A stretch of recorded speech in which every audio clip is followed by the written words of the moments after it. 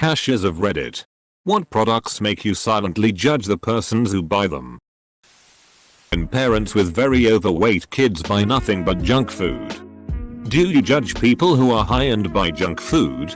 I worry sometimes. Also, can you tell I'm high when I do it?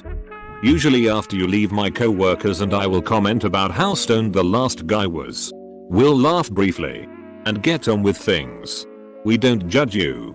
We mostly envy you. Haha. Every time I buy a lube, I always get this feeling that the cashier thinks I am buying it to have butt sex. Same feeling I get whenever I buy double-ended dildos. At what frequency are you buying double-ended dildos? If I was the cashier, I'd be more curious about how many you're trying to fit at once.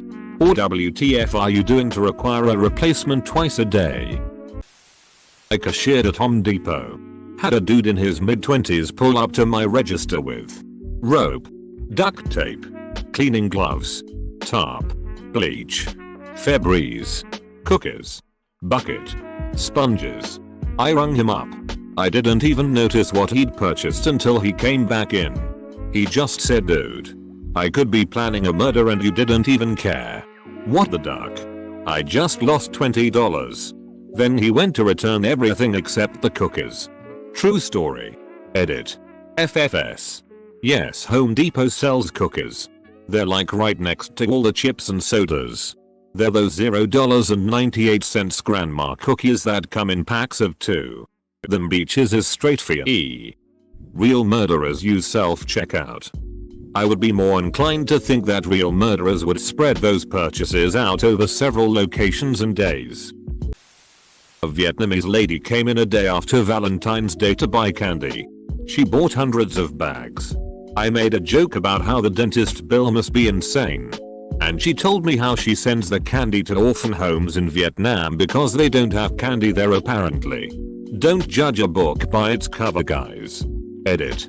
A few words edit too. Stop saying it's BS. The story is true. Whether the lady lied or not, however, I don't know. But I'd like to believe that she is just a good person. I know a guy that purchases cases of water-based lube every other week to donate to homeless shelters. What? When a guy buys feminine hygiene products and has to explain that it's for his girlfriend. Dude. Nobody thinks you were buying tampons for yourself. Edit. I have learned many disturbing new uses for tampons. From alcoholic butt plugs to boner hiding apparently. Yup. I wouldn't do it when I was younger. But when I hit my mid-20s, I realized how ducking stupid that was. Need some enemas and tampons and nail polish? I'll pick that shit up from the store for you. Just expect to get the wrong brands. Or right brand, wrong product. But I'll try to get it right. Once you realize you'll probably never talk to or meet 99% of the people you see ever again. It makes doing stuff like this a lot easier. Get it. Thanks you / jack of all trades for the gold. Hey. If you have trouble remembering the correct product, ask for the packaging of the thing you are replacing. Then you just have to match it to what is at the store. Freshman year of high school. I was a cashier at a local grocery store.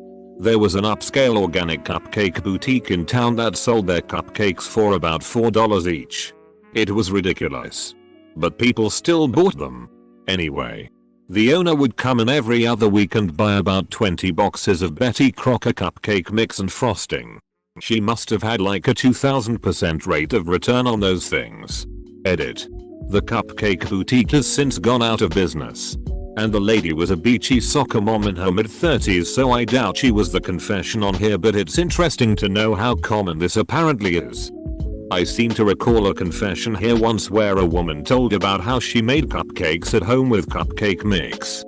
All her friends kept telling her how good they were and she should start a business. So she did. Now she was scared shitless that someone would discover her secret. Now they were cakes and she was really good at decorating them, which is why she had a business. But yeah, she just used mix for the actual cake. Not a cashier. But I have a story. I got rectal cancer at age 28. I had my rectum removed. During recovery I became completely incontinent. So I had to start wearing Depends. Just for clarity, I'm a tall, skinny, relatively well-dressed young woman. The teenage boy checking me out at Walmart let out a quiet damn when he bagged them. Dude, I'd just assume your grandma sent you to the store. I've bought them a few times. And it was always for my grandma and I never even thought twice about it.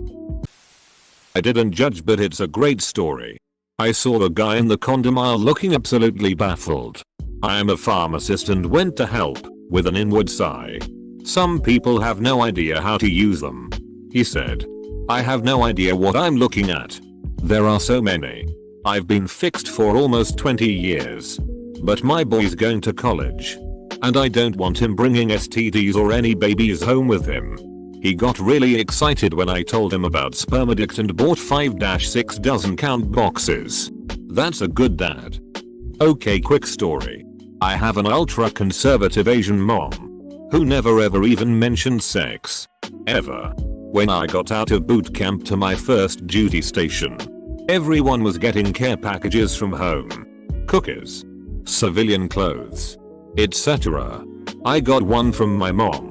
It was about 100 condoms. Assorted boxes. With a note. Please be safe. And we will never talk about this package. Love, Mom. That's hilarious. Probably not so much for you at the time. My dad tried giving me the talk when I was 19. When I realized where he was going, I stopped him. Dad, I was having sex 3 years ago. I know how it all works. Not a cashier. But I worked in fulfillment for Amazon for 4 years. I can't tell you how many times I checked out the name on the label for a shipment of questionable combinations. Memorable shipments. Lube plus dildo plus baby instead video.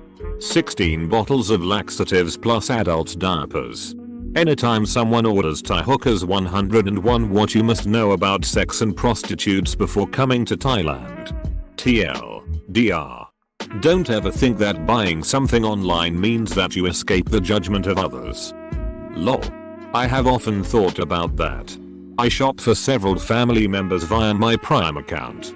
I like getting add-on items when I can and do not like having items coming in all week at random, so I try to group my purchases. I have ordered combinations such as cinnamon sticks, multi-pack condoms, mouthwash, birthday candles, tarps and hemorrhoid ointment. Now I know someone is looking at those order and thinking, what the F? I work in a bookstore.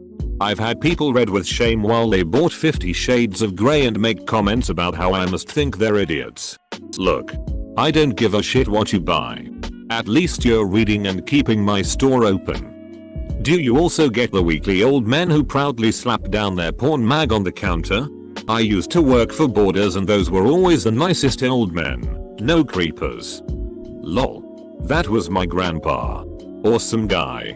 Kept them hidden in the trunk of his car. Always would forget them in the grandchildren rooms when they left. All teenagers. Picture it. The 31st of October, 1974. My mom sends 11-year-old me to the store for a bag of apples. And my dad needs Gillette razor blades. The cashier looks at me like I just took a dump on her conveyor belt. Ex-cashier of 5 years here. After a while you don't notice and it all becomes the same because you're so familiar with the items your store carries. Only time I have made an extreme judgment based on items purchased was when a man came in and purchased peanut butter, dog treats, condoms, lube and rope. Not even joking. Yeah, that's the condom game. You try to buy the stuff that'll freak out the cashier the most. Donuts, donut holes, super glue. Edit, what the hell? First gold? Thanks.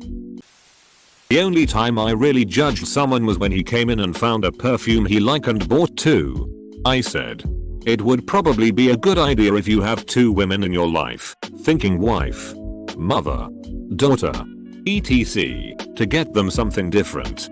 He said, oh, no. One is for my wife. The other for my girlfriend. If they wear the same perfume I don't have to worry about my wife smelling my girlfriend's perfume on me. I mean, that is smart. But it's also shitty. Once I went into a Victoria's Secret to buy a Valentine's gift for my girlfriend. The cashier asked me, "Would you like to join the Bra of the Month club?" I asked her what it was. And she said, not knowing if I was married or not, "You get one bra shipped to you every month which you can give to your wife or girlfriend." I said, "Can I get one for each of them?" And she looked at me kind of horrified until I started laughing. I got judged by a cashier once. I was working in a welding and fabrication facility at the time as a repair guy. Since I wasn't one of the welders, I would often get tasked with whatever needed doing. The particular job at the time required ultrasonic testing of bends made in some tubing to ensure proper wall thickness. We had one tube of ultrasound gel. Sure enough, the tube got knocked off the table and run over by a forklift. The job was very time critical and we need to do the ultrasounds now. A good substitute for ultrasonic gel is KY. I grabbed a fistful of petty cash and rushed over to a nearby grocery store and grabbed every tube of KY they had. I then ran up to the cashier, who then rang up tube after tube after tube. I was in such a rush that I really hadn't thought about the normal use of KY.